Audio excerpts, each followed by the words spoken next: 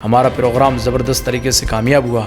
जैसे ही वहाँ 1 लाख की भीड़ इकट्ठा हुई तो फिर इनकी ज़मीन नीचे से खिसक गई। सचिन पायलट 4 विधायक लेकर हरियाणा चला जाता है और सरकार गिर जाती है। तो क्या 9 विधायकों के पास में ताकत नहीं है कि 9 विधायक एक तरफ हो जाएं? अशोक गहलोत उनकी हर एक बात मानने के लिए तैयार है, पर उनके अंदर एक खलबली मच चुकी है कि दें तो किसको दें। उनकी ज़मीन खिसक चुकी है। और MIM को सब जानते हैं कि MIM की जो लीडरशिप है, बैरिस्टर असदुद्दीन ओवैसी साहब वो एक सच्चे और ईमानदार लीडर हैं। कितने सांसद कितनी पार्टियों से जाते हैं, कोई बसपा से है, कोई सपा से है, कोई कांग्रेस से है, कोई राजद से है, कोई शिवसेना से है, कोई किससे है, कोई शरद पवार की पार्टी से है, पर कोई बोलता नहीं, खामोश रहते हैं। चाहे NRC का मुद्दा हो, चाहे CA का मुद्दा हो, चाहे 3 तलाक का मुद्दा हो। सबसे बड़ी राजस्थान के अंदर शिव विधानसभा के अंदर सभा हुई थी। हमारा प्रोग्राम अच्छा हुआ था, बैरिस्टर साहब वहाँ आए थे और उसके बाद में लोगों में काफ़ी रुझान भी है और लोग हमसे कह भी रहे हैं कि इलेक्शन लड़ें। बाड़मेर की गर्मी के टेम्परेचर सबसे ज़्यादा गर्म रहते हैं, सबसे ज़्यादा ऊंचे रहते हैं, ये सबको पता है। उस टेम्परेचर के अंदर मैं रोज़े की हालत में 18 घंटा में रोज़े की हालत में था, प्यासा, मुझे रोज़ा खोलने नहीं दिया। कांग्रेस विधायक के चमचे, दलाल, मैं उनको दलाल कहता हूँ, चमचे कहता हूँ, उन चमचों ने पुलिस प्रशासन से सेटिंग करके 12 पुलिस वाले हथियार लेस और 2 लेडीज़ पुलिस इस तरीके से मेरे घर पे भेजा जैसे कोई मैं बड़ा टेररिस्ट हूँ या अपराधी हूँ, और फिर मुझे गिरफ्तार किया। राजस्थान में जयपुर के अंदर हवा महल विधानसभा से हमारे प्रदेश अध्यक्ष जमील खान साहब प्रत्याशी हैं और फतेहपुर विधानसभा से हमारे एडवोकेट जावेद अली खान साहब जो प्रभारी हैं वो वहाँ से प्रत्याशी हैं और इंशाअल्लाह हम वहाँ से कामयाब होंगे। और तीसरी सीट कामा भरतपुर, जहाँ से हमारे इमरान नवाब साहब प्रत्याशी हैं और मेहनत कर रहे हैं। इसके अलावा भी कई सीटें फाइनल होने वाली हैं।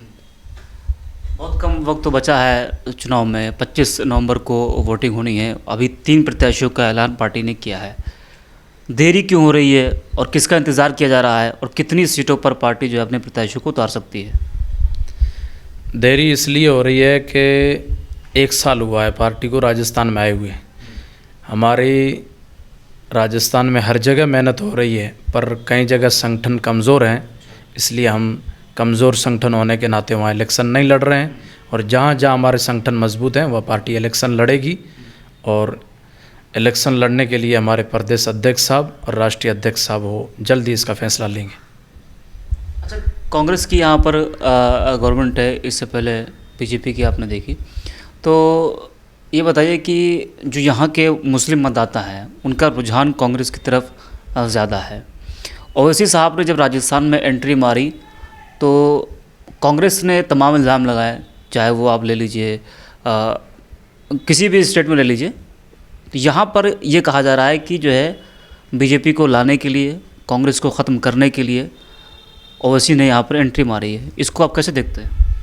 ये इल्ज़ाम तो ये लगाते रहते हैं। मैं राजस्थान की ही बात कर रहा हूँ आपके सामने, दूसरे अन्य राज्य की नहीं कर रहा हूँ। राजस्थान की आपको बात बताता हूँ कि पिछला विधानसभा चुनाव राजस्थान के अंदर हुआ था 2018 में, और उस वक्त कांग्रेस सरकार बनी, यहाँ पर मुख्यमंत्री अशोक गहलोत बने, और उसके 6 महीने बाद में लोकसभा का चुनाव होता है। राजस्थान की 25 सीटें लोकसभा की हैं यहाँ पर। कितनी सीटें?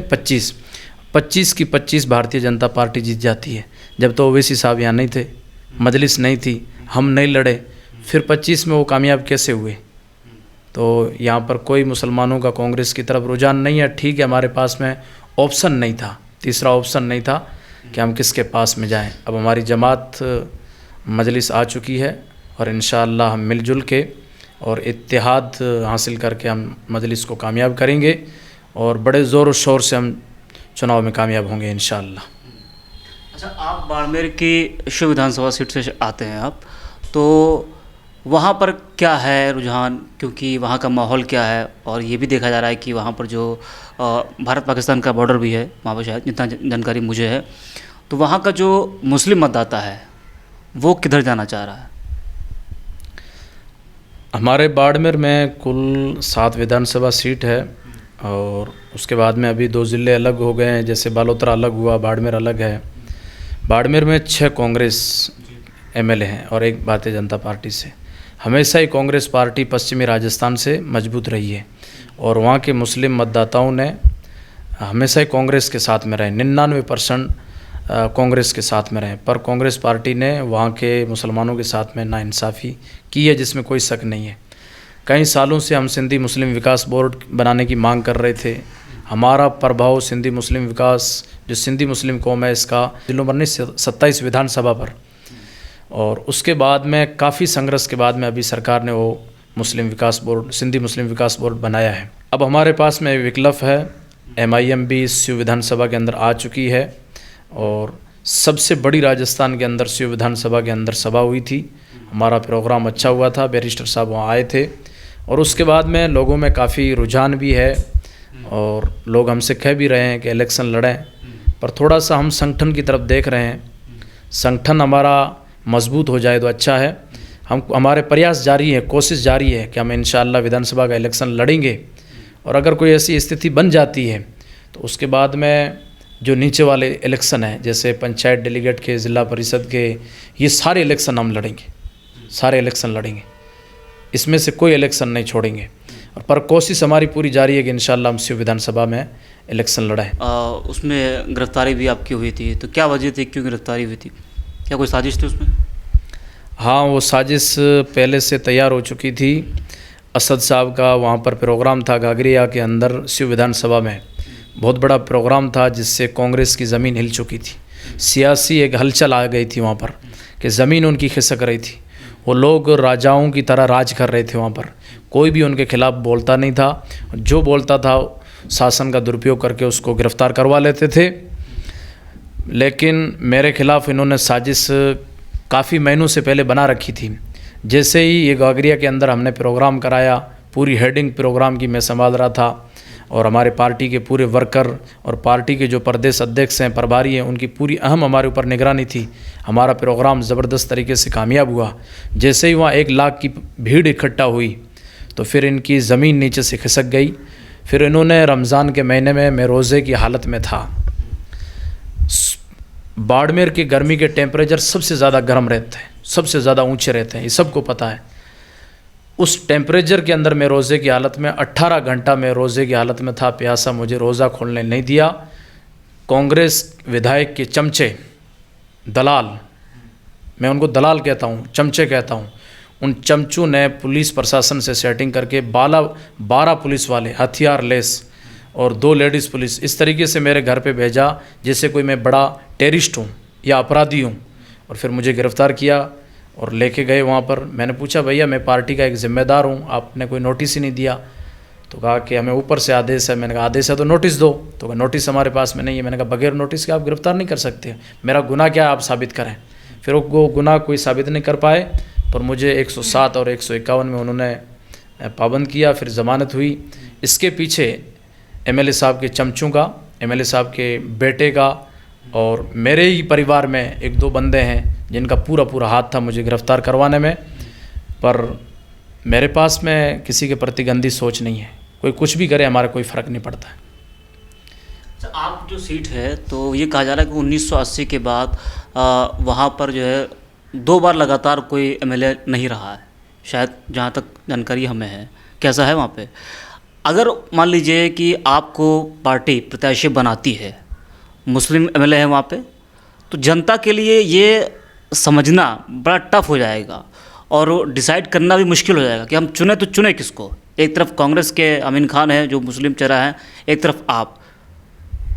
नहीं, ऐसी कोई बात नहीं है, ये आपकी बात सही है। वहाँ पर लगातार कोई 2 बार MLA नहीं रहा है, एक बार भारतीय जनता पार्टी से, एक बार कांग्रेस पार्टी से। रही बात चुने या किसको चुने किसको ना चुने, कांग्रेस पार्टी के अंदर ही खींचतान हो रही है।